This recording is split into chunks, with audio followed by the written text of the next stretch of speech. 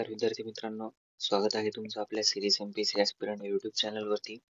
आपण 40 topic series पाहत आहोत आणि या 40 टॉपिक सिरीज मध्ये आतापर्यंत आपण सायन्सचे 3 लेक्चर पाहिलेले आहेत आणि पॉलिटीचं एक लेक्चर पाहिलेलं आहे.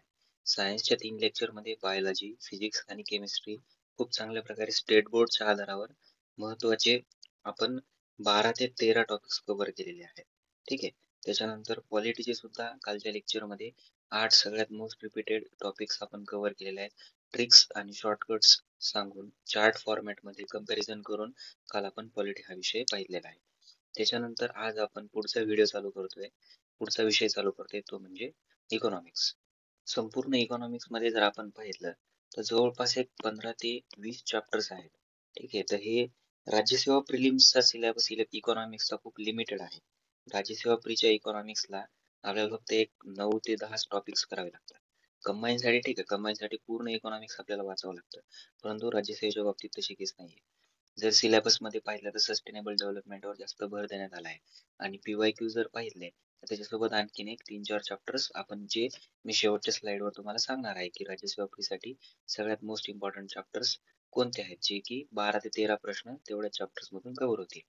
त्याच्यानंतर त्या सर्व टॉपिक्स मधले आज काही मी सिलेक्टेड टॉपिक्स आणलेले आहेत, म्हणजे जे की एकदम फॅक्च्युअल आहेत. कशा प्रकारे ते पाठ करायचे ते मी तुम्हाला सांगणार आहे आणि स्कीम्स सुद्धा याच्यामध्ये इन्क्लूड केलेले आहेत. सर्व स्कीम्स नाही आहेत, परंतु स्कीम्स मधला कोणता पार्ट करायचा आणि कोणता सोडायचा हे तुम्हाला या लेक्चर मधून नक्की कळेल व कोणत्या स्कीम वरती जास्त भर देतं हे सुद्धा या लेक्चर मधून तुम्हाला कळणार आहे. चला तर मग व्हिडिओला आपण स्टार्ट करूया. आपण सुरुवात करतोय पॉवर्टी, दारिद्र्य या चॅप्टर पासून. दारिद्र्यामधले मी काही आकडेवारी आणलेली आहे जी की सगळ्यात महत्वाची मानली जाते. आपले सुरेश तेंडुलकर आणि सी रंगराजन यांची. ठीक आहे. बाकीचा पॉवर्टी चॅप्टर किंवा दारिद्र्य चॅप्टर हा तुम्ही तुमच्या बुक मधून करायचा आहे, परंतु जे काही फॅक्ट्स आहेत म्हणजे जे आपण आकडे म्हणतो, जे पाठ करायला सगळ्यात अवघड आहे ते मी आज तुम्हाला घेणार आहे. चला तर मग व्हिडिओला सुरुवात करूया. बघा, सगळ्यात पहिल्यांदा सुरेश तेंडुलकर समिती एस्टॅब्लिशमेंट कधी आहे? डिसेंबर 2005 आणि रिपोर्ट कधी दिलेला आहे? नोव्हेंबर 2009. तर हे नोव्हेंबर 2009 मध्ये कोणत्या समितीनं रिपोर्ट दिला होता अशा प्रकारे प्रश्न विचारण्यात आलेला आहे. ठीक आहे. तर सुरेश तेंडुलकर समिती त्याचा उत्तर आहे. राज्यसेवा प्री 2017चा प्रश्न आहे.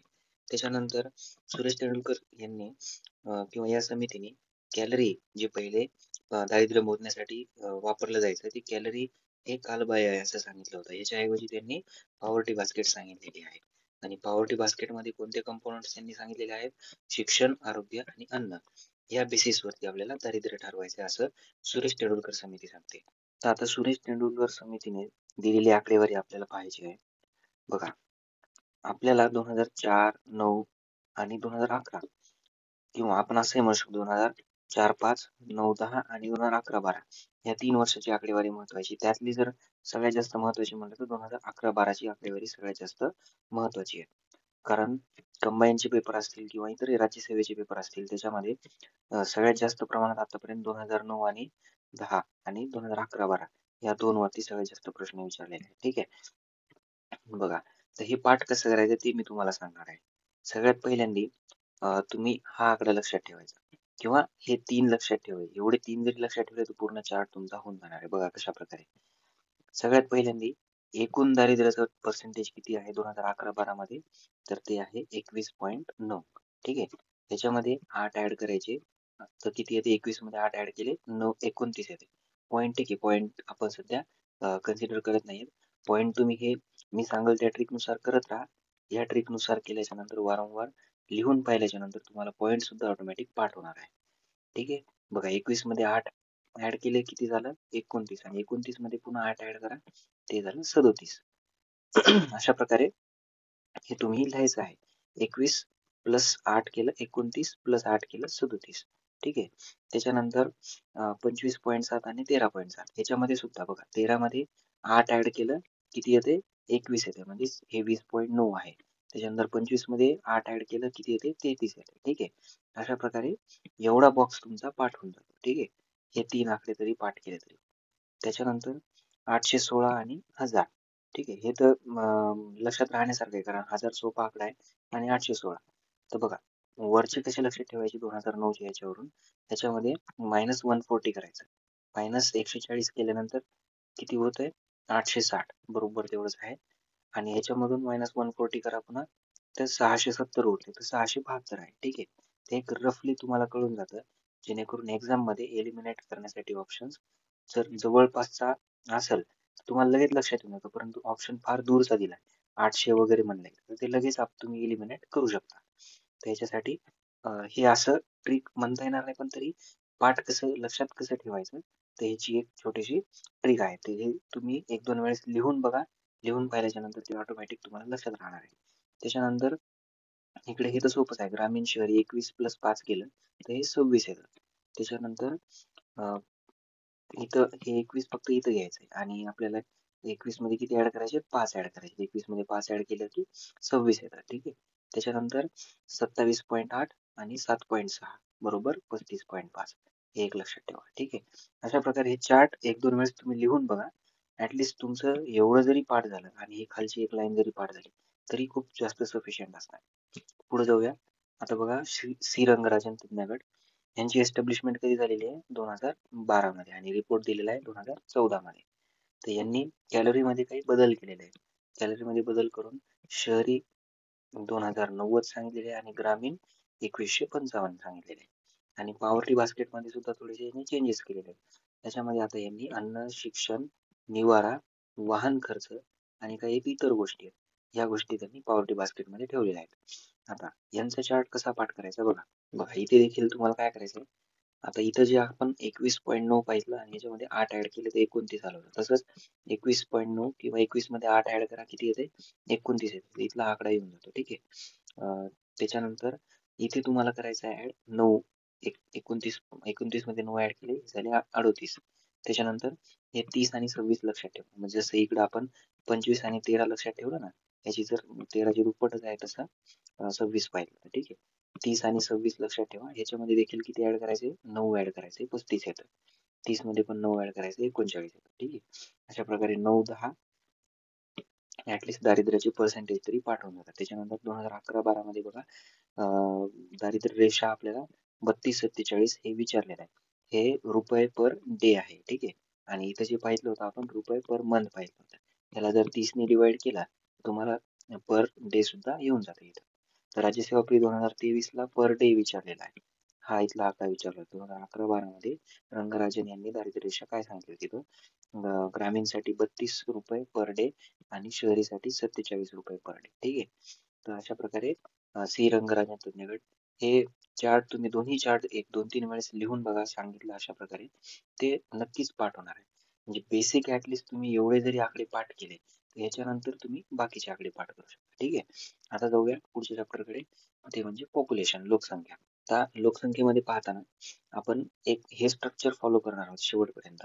म्हणजे इंडिया, महाराष्ट्र, त्याच्यानंतर हायेस्ट इंडिया, महाराष्ट्र आणि लोएस्ट इंडिया, महाराष्ट्र अशा प्रकारे. म्हणजे एक प्रकारे एक बेसिक जे बॅकबोन आपला पॉप्युलेशनचा आहे तो आपला तयार होणार आहे. आणि ह्याच्यानंतर बिल्डअप म्हणून तुम्ही इतर गोष्टी देखील पाठ करू शकता, परंतु हे आधी सर्वात आधी पाठ करणं गरजेचं आहे. राज्यसेवा प्री 2024 चा प्रश्न पाहिला तर एवढाच बेसिक वरूनच सुटतो. ठीक आहे. बघा सगळ्यात पहिल्यांदा टोटल पॉप्युलेशन पाहिलं तर एकूण लोकसंख्या इंडियाची किती आहे? 121 कोटी. एवढं जरी लक्षात ठेवलं तरी चालते. आणि पर्सेंटेज मध्ये 17.5% म्हणजे जगाच्या 17.5% भारताची पॉप्युलेशन. महाराष्ट्राची 11.24 कोटी, देशाच्या 9.29%. त्याच्यानंतर हायेस्ट पॉप्युलेशन इंडियामध्ये आहे युपी, त्याच्यानंतर महाराष्ट्र, त्याच्यानंतर बिहार. त्याच्यानंतर महाराष्ट्रामध्ये सगळ्यात हायेस्ट पॉप्युलेशन आहे ठाणे, पुणे. ठाणे पुणे बऱ्याच वेळेस जोडी येते, तर हे लक्षात ठेवा. ठाणे सगळ्यात जास्त आहे हायेस्ट, त्याच्यानंतर पुणे, त्याच्यानंतर मुंबई सबअर्बन म्हणजे बृहन्मुंबई, त्याच्यानंतर किंवा मुंबई उपनगर आहे त्याला म्हणतात, त्यानंतर नाशिक आणि नागपूर. ठाणे, पुणे, मुंबई, नाशिक, नागपूर असं म्हणलं तरी लक्षात राहील. त्याच्यानंतर लोएस्ट म्हणलं तर बघा इंडियामध्ये सगळ्यात लोएस्ट पॉप्युलेशन आहे लक्षद्वीप येथे, त्याच्यानंतर सिक्कीम येथे. त्याच्यानंतर महाराष्ट्रामध्ये लोएस्ट आहे सिंधुदुर्ग येथे.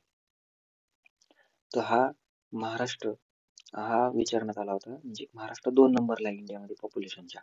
हे राज्यसेवा प्री 2024 चे क्वेश्चन मध्ये स्टेटमेंट आहे. त्याच्यानंतर डेन्सिटी बघा, घनता इंडियाची किती आहे? 382 आणि महाराष्ट्राची आहे 365. तर हाच प्रश्न विचारलेला आहे राज्यसेवा प्री 2024 मध्ये एक स्टेटमेंट होता.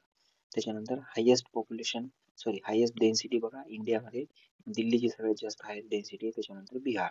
महाराष्ट्रामध्ये मुंबई सबर्बन किंवा मुंबई उपनगर, त्याच्यानंतर मुंबई सिटी मुंबई शहर. त्याच्यानंतर लोएस्ट डेन्सिटी जर पाहिली इंडियामध्ये लोएस्ट डेन्सिटी अरुणाचल प्रदेश, कारण डोंगराळ भाग आहे असं लक्षात ठेवता येईल. किंवा इंडियाच्या आपण नॉर्थ ईस्ट साईडला गेलो तर आंध्र प्रदेश. त्याच्यानंतर महाराष्ट्रामध्ये सुद्धा नॉर्थ ईस्ट साईडला जा, महाराष्ट्राच्या पण नॉर्थ ईस्ट साईडला जर गेलो आपण इकडे तर गडचिरोली आहे. ठीक आहे, अशा प्रकारे लोएस्ट डेन्सिटी लक्षात ठेवता येईल. पुढे जाऊया. आता डिकेडल ग्रोथ बघा, दशवार्षिक वाढ. इंडियाची डिकेडल ग्रोथ किती आहे? 17.7%. आणि महाराष्ट्राची आहे 16%, म्हणजे 1% कमी आहे. ठीक आहे. त्याच्यानंतर हायेस्ट बघा, हायेस्ट डिकेडल ग्रोथ दशवार्षिक वाढ इंडियामध्ये कुठे झालेली आहे? दादर नगर हवेली आहे. आणि महाराष्ट्रामध्ये सगळ्यात जास्त झालेली आहे ठाण्यामध्ये, त्याच्यानंतर पुणे. त्याच्यानंतर सगळ्यात जास्त लोएस्ट डिकेडल ग्रोथ दशवार्षिक वाढ सगळ्यात कमी इंडियात कुठे झालेली आहे? तर नागालँडमध्ये. म्हणजे नागालँडमध्ये ग्रोथ रेट हा निगेटिव्ह गेलेला आहे, म्हणजे -0.58% हा डिकेडल ग्रोथ आहे नागालँड मधला. तर हाच प्रश्न विचारायला राज्यसेवा प्री 2014ला. म्हणजे बघा की प्रश्न होता कोणत्या राज्याची म्हणजे निगेटिव्ह मध्ये ग्रोथ गेलेली आहे. ठीक आहे, तर त्याचा आन्सर आहे नागालँड. त्याच्यानंतर महाराष्ट्रामध्ये बघा सगळ्यात जास्त लोएस्ट आहे मुंबई सिटी, हे सुद्धा निगेटिव्ह मध्ये आहे -7.6%. ठीक आहे. त्याच्यानंतर हे काही महत्वाचे 4 इयर्स आहेत बघा. 1921 ला आपण डिवाइडिंग इयर म्हणतो का? कारण या 1921 मध्ये प्लेगची साथ वगैरे आलेली होती. त्याच्यानंतर 1971 मध्ये आपला डिकेडल ग्रोथ सगळ्यात मॅक्सिमम राहिलेला आहे, किती? 24.80 1971. त्याच्यानंतर 2001 मध्ये आपला डिकेडल ग्रोथ 21.54% होता. आणि 2011 मध्ये हा मागच्या 50 वर्षामध्ये पहिल्यांदाच 20च्या खाली आलेला आहे, तो म्हणजे 17.7% झालेला आहे. त्याच्यानंतर एक फॅक्ट आहे बघा, दशलक्ष शहर आहे महाराष्ट्र पूर्ण आपल्या देशामध्ये. दशलक्ष शहर आहे म्हणजे 10 लाख प्लस पॉप्युलेशन असणारे किती शहर आहेत? 53 शहर आहेत. राज्यसेवा आपली 2014चा प्रश्न. आणि 1 कोटी प्लस पॉप्युलेशन असणारे किती शहर आहेत? 3 शहर आहेत. त्याच्यानंतर पुढे जाऊया. आता बघा सेक्स रेशो किंवा लिंग गुणोत्तर सगळ्यात जास्त इंडियाचं किती आहे? 933. आणि महाराष्ट्राचं किती आहे? 929. तर हे स्टेटमेंट मध्ये विचारलं होतं राज्यसेवा प्री 2024च्या प्रश्नामध्ये. त्याच्यानंतर हायेस्ट सेक्स रेशो इंडियामध्ये कुठं आहे? केरळ ऑब्विसली. आणि महाराष्ट्रामध्ये कुठं आहे? रत्नागिरी. हे कशामुळे? याचं एक रिझन आहे. रत्नागिरीमधून खूप सारे पुरुष हे मुंबईमध्ये किंवा इतर कोकणात इतर ठिकाणी स्थलांतरित झालेले आहेत कामानिमित्त. त्याच्यामुळं रत्नागिरीमध्ये सेक्स रेशो आपला सगळ्यात जास्त भरण्याचं हे एक कारण आहे, त्याच्यापैकी एक कारण आहे. ठीक आहे. त्याच्यानंतर लोएस्ट सेक्स रेशो बघा इंडियामध्ये दमन दीव किंवा दीव दमन. त्याच्यानंतर महाराष्ट्रामध्ये सगळ्यात कमी सेक्स रेशो आहे मुंबई सिटी. ठीक आहे. का? कारण इथं सगळ्यात जास्त पुरुष कामाला आलेले आहेत. ठीक आहे, त्याच्यामुळे इथं लिंग गुणोत्तर कमी भरतं. त्याच्यानंतर चाइल्ड सेक्स रेशो बघा, बाललिंग गुणोत्तर इंडियामध्ये 927 आहे आणि महाराष्ट्रात 900च्या खाली जातं, 894. ठीक आहे. हायेस्ट चाइल्ड सेक्स रेशो किंवा बाललिंग गुणोत्तर इंडियामध्ये बघा अरुणाचल प्रदेशमध्ये आहे. त्याच्यानंतर महाराष्ट्रामध्ये गडचिरोली येथे आहे. त्याच्यानंतर दोन्ही हे आपण जर पाहिलं तर दोन्ही नॉर्थ ईस्ट साईड. त्याच्यानंतर लोएस्ट जर पाहिलं इंडियामध्ये सगळ्यात कमी बाललिंग गुणोत्तर हरियाणामध्ये आहे आणि महाराष्ट्रामध्ये बीड इथे आहे. ठीक आहे, महत्वाचे फॅक्ट्स आहेत. पुढे जाऊया. आता बघा लिटरसी म्हणजे साक्षरता इंडियामध्ये 72.98% साक्षरता आहे. ठीक आहे. त्याच्यानंतर महाराष्ट्रामध्ये 82.34%, म्हणजे इंडियाच्या कंपॅरिझन मध्ये महाराष्ट्रामध्ये साक्षरता जास्त आहे. त्याच्यानंतर हायेस्ट लिटरसी किंवा साक्षरता जर पाहिली तर इंडियाची ऑब्विसली केरळ. आणि महाराष्ट्रामध्ये मुंबई सबर्बन, त्याच्यानंतर मुंबई सिटी म्हणजे मुंबई उपनगर आणि मुंबई शहर. लोएस्ट साक्षरता कुठे आहे इंडियाची? बिहारमध्ये. आणि महाराष्ट्राची सगळ्यात लोएस्ट साक्षरता नंदुरबारमध्ये. त्याच्यानंतर मायग्रेशन किंवा स्थलांतर हा पॉईंट महत्वाचा आहे बघा. ग्रामीण ते ग्रामीण सगळ्यात जास्त स्थलांतर होतं आपलं. तर हा याच्याबद्दल सिक्वेन्स आहे, म्हणजे स्थलांतर कुठून कुठे जास्त होतं. तर बघा ग्रामीण आणि शहरीमध्ये कंपॅरिझन केलं तर सगळ्यात जास्त स्थलांतर ग्रामीण टू ग्रामीण होतं. त्याच्यानंतर ग्रामीण मधून शहरी भागात होतं. त्याच्यानंतर एका शहरातून दुसऱ्या शहरात आणि शहरातून ग्रामीण भागात. हा सिक्वेन्स लक्षात ठेवणं गरजेचं आहे. त्याच्यानंतर कोणत्या राज्यामध्ये सगळ्यात जास्त स्थलांतर पाहायला भेटतं? तर बघा स्थलांतराच्या बाबतीत सगळ्यात 1 नंबरला राज्य आहे यूपी, त्याच्यानंतर महाराष्ट्र आणि त्याच्यानंतर वेस्ट बेंगाल. ठीक आहे. पुढे जाऊया. पॉप्युलेशन मध्ये काही अडचण असेल तर कमेंट बॉक्स मध्ये कळवा, किंवा कोणत्या गोष्टीच्या ट्रिक्स पाहिजे असतील तर तेही सांगा. कोणती गोष्ट अजून सिम्प्लिफाय पद्धतीने सांगायची असेल तर तेही तुम्ही सजेशन देऊ शकता. आता बघा, पुढे आपल्याला पाहायच्या आहेत योजना. आता सगळ्यात पहिल्यांदा आपण सुरुवात करूया महिला योजनापासून. बघा, सगळ्यात पहिले मी आता चार्ट फॉर्मॅट मध्ये आणलेलं आहे. योजनेचं नाव, सुरुवात कधी झाली त्याची तारीख, आणि त्याचा लाभार्थी म्हणजे लक्ष गट काय आणि उद्दिष्ट काय. आता बघा, सगळ्यात पहिल्यांदा ह्या दोन स्कीम या वर्षी सगळ्यात महत्वाच्या असतील का, कारण त्याचं 10 वर्ष पूर्ण झाले आहेत या दोन्ही स्कीम्सला. बेटी बचाव बेटी पढाओ अभियान 22 जानेवारी 2015 ला चालू झालेली आहे. डेट पाठ करणं गरजेचं आहे. मी जेवढं काही इथं घेतोय हे मिनिमलिस्टिक आहे, आणि एवढं ऍटलिस्ट पाठ पाहिजेच. जे बाकीच्या महिलांवरच्या स्कीम करण्याच्या आधी ह्या 4 स्कीम्स तुम्हाला एकदम तोंडपाठ पाहिजे, म्हणजे याची डेट सहित, उद्दिष्टासहित, लाभार्थ्यांसहित. ठीक आहे. बघा, बेटी बचाव बेटी पढाओ 22 जानेवारी 2015, आणि लाभार्थी कोण आहे त्याच्यात, नुकतीच लग्न झालेली व तरुण जोडपी, गर्भवती व स्तनदा माता, ते आई वडील, आणि सगळ्यात एक छोटस जर लक्षात ठेवायचं तर स्त्री भ्रूण आणि मुली, एवढं जरी लक्षात ठेवलं तरी चालतं. बेटी बचाव बेटी पढाओ अभियान, स्त्री भ्रूण आणि मुली. त्याच्यानंतर सुकन्या समृद्धी योजना, इथे बघा 22 जानेवारी 2015, म्हणजे एकाच दिवशी या दोन्ही पण चालू झालेल्या आहेत. आणि याचं उद्दिष्ट काय आहे किंवा लक्ष गट काय आहे, 0 ते 10 वर्षे किंवा त्याहूनही कमी वयाच्या मुली. त्याच्यानंतर प्रधानमंत्री मातृवंदना योजना 1 जानेवारी 2017 ची आहे. असंघटित क्षेत्रातील माता आणि गरोदर माता त्यांच्यासाठी. त्याच्यानंतर मुख्यमंत्री माझी लाडकी बहीण योजना महाराष्ट्र गव्हर्नमेंटने चालू केलेली 1 जुलै 2024 ला घोषित झाली होती, आणि 28 जून म्हणजे 28 जूनला ती मंजूर झाली होती, आणि सुरुवात झाली होती 1 जुलै 2024 पासून. बघा, लक्ष गट जर पाहितला तर महाराष्ट्रातला रहिवासी पाहिजे, 21 ते 65 वर्षे वय पाहिजे, 2.5 लाखापेक्षा कमी उत्पन्न पाहिजे, आणि कोणत्या महिला तर विवाहित, विधवा, घटस्फोटित, निराधार महिलांसाठी ही योजना आहे. त्याच्यानंतर पुढे जाऊया. बघा, आता अन्न सुरक्षा योजना बघायची आहे आपल्याला. अन्न सुरक्षा योजना महत्वाच्या आहेत. 2000 राज्यसेवा एप्रिल 2023 ला प्रश्न येऊन गेला याच्यावर. सगळ्यात पहिले बघा, राष्ट्रीय मध्यान्ह आहार योजना, ज्याला आपण मिड डे मील स्कीम म्हणतो, कधी सुरुवात झाली, 15 ऑगस्ट 1995 साली. ठीक आहे. शाळातील 1ली ते 5वीच्या विद्यार्थ्यांना 2007 पासून हे आपण 6वी ते 8वी पण केलेलं आहे. ठीक आहे. म्हणजे 1ली ते 8वी म्हणता येईल आता. अन्न दिले जाते. ठीक आहे. 6 ते 14 वर्षे वयोगटातील विद्यार्थ्यांना पोषण आहाराचा लाभ दिला जातो. पुढची योजना आहे अन्नपूर्णा योजना, 1 एप्रिल 2000 ला चालू झालेली. दारिद्र्य रेषेखालील वृद्ध हे त्याचं टार्गेट ग्रुप आहे. ठीक आहे. लाभार्थी, हा प्रश्न विचारलेला आहे राज्यसेवा 2023 ला. त्याच्यानंतर अंत्योदय अन्न योजना 25 डिसेंबर 2000 ला चालू झालेली आहे. लक्ष गट आहे एक्स्ट्रीम पुअर किंवा अत्यंतिक गरीब लोकांसाठी. बघा, आता पुढे जाऊया. सबला किंवा राजीव गांधी किशोरवयीन मुलींच्या सशक्तीकरणाची योजना, सुरुवात कधी आहे, 2010, आणि लक्ष गट लाभार्थी बघा, किशोरवयीन मुली 11 ते 18 वर्षे, आणि लाभार्थ्यांना 600 कॅलरी आणि 18 ते 20 ग्रॅम प्रथिन युक्त आहार दिला जातो. उद्दिष्ट काय आहे, पोषण व आरोग्य. ठीक आहे. त्याच्यानंतर बघा, पुढे आहे पोषण अभियान, त्याला सुनियोजित पोषण अभियान सुद्धा म्हणतो आपण. 8 मार्च 2018 ला चालू केलेला आहे, आणि ह्यालाच PM's over arching scheme for holistic nourishment अभियान, म्हणजे याचा पोषणचा फुल फॉर्म. लाभार्थी कोण आहेत, 0 ते 6 वर्षाची बालक, गर्भवती व स्तनदा माता, किशोरवयीन मुली, आणि उद्दिष्ट काय आहे, तर कुपोषण म्हणजे स्टंटिंग अँड वेस्टिंग कमी करायचंय, अॅनिमिया कमी करायचा आहे, आणि लो बर्थ वेट जे होते ते सुद्धा आपल्याला कमी करायचं आहे. त्याच्यानंतर पोषण 2.0 कधी चालू झालेलं आहे, 2021-22.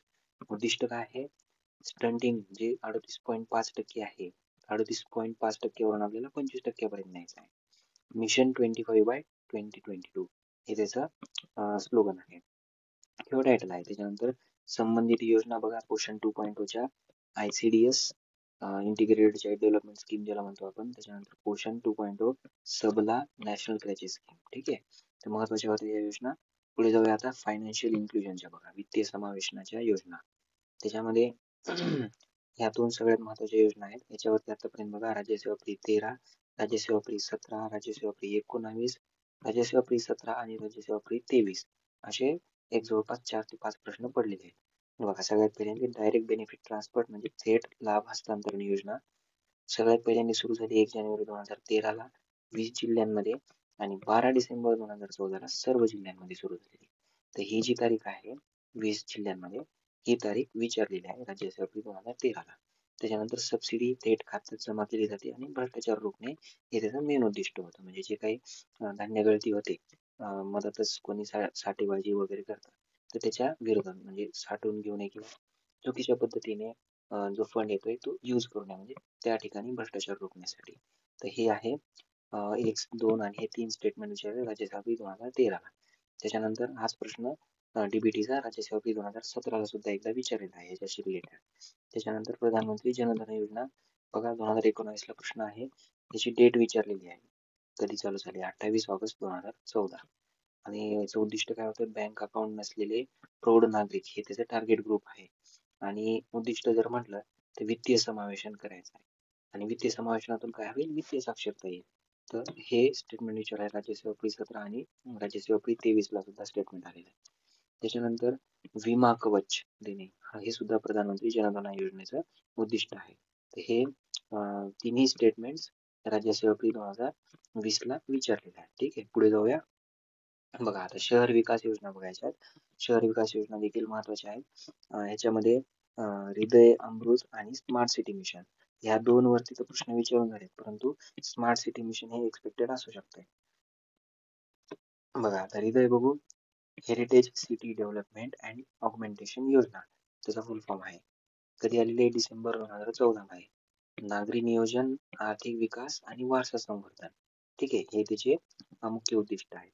ह्याच्यावरती राज्यसेवा प्री 2021 ला प्रश्न आहे. त्याच्यानंतर Amrut, Atal mission for rejuvenation and urban transformation, कधी आलेली आहे, 25 जून 2015 ला.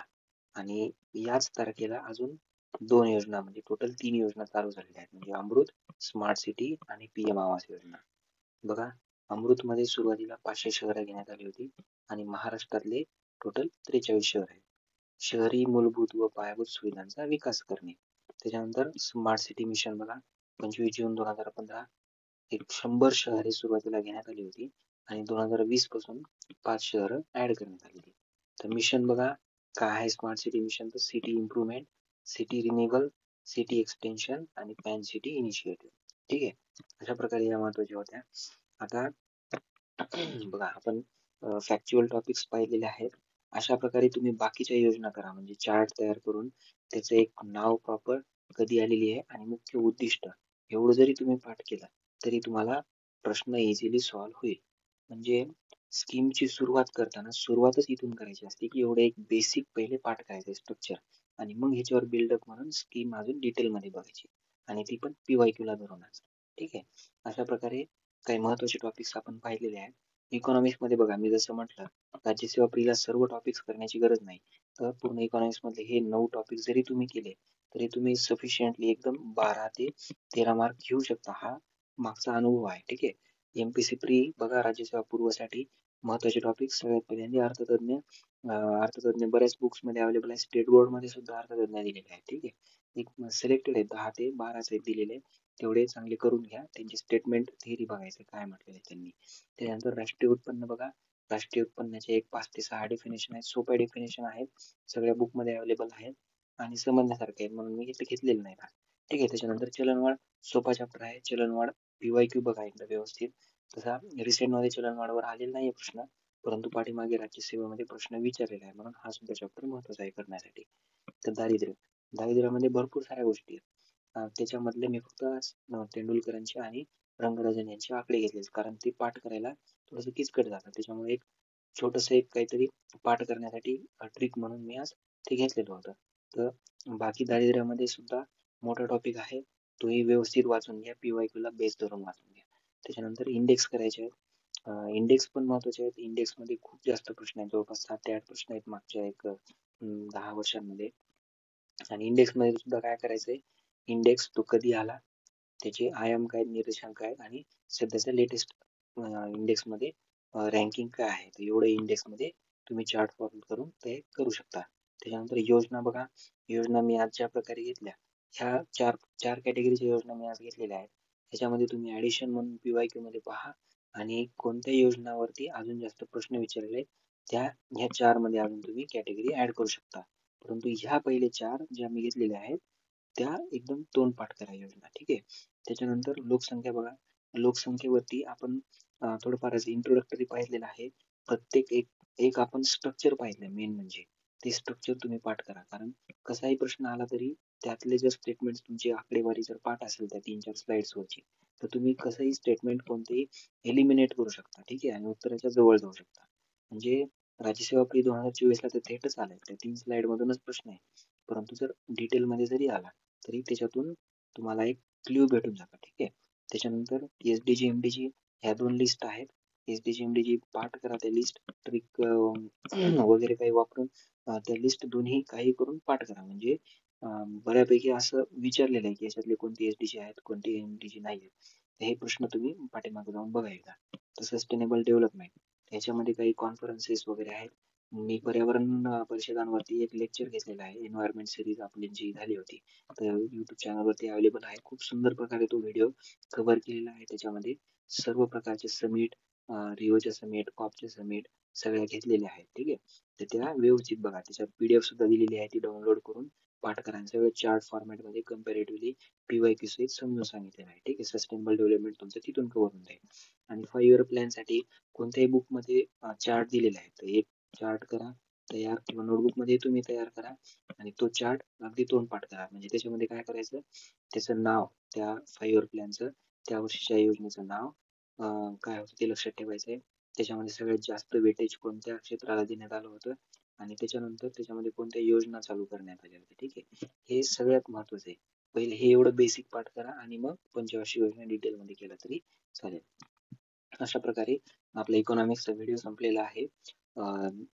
उद्या आपण एक नवीन पुन्हा विषयासोबत भेटणार आहोत. तोपर्यंत थँक्यू.